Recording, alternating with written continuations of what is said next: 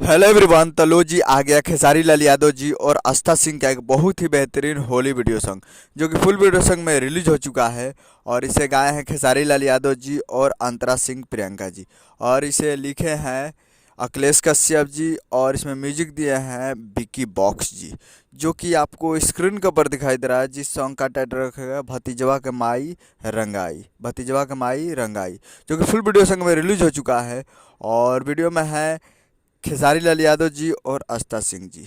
तो आज video song release in on 22 फरवरी सुबह 6:45 AM पे फुल वीडियो सॉन्ग रिलीज हो चुका है। यानी आज 22 तारीख को सुबह 6:45 पे फुल वीडियो सॉन्ग आ चुका है। तो आप लोग अभी तक इस वीडियो को नहीं देखे हैं तो आप लोग जाइए और जाकर Annapurna films Bhojpuri YouTube channel पे फुल वीडियो सॉन्ग जाकर देख सकते हैं, जो कि काफ़ी बवाल वीडियो सॉन्ग है। तो देखिए और प्यार दीजिए।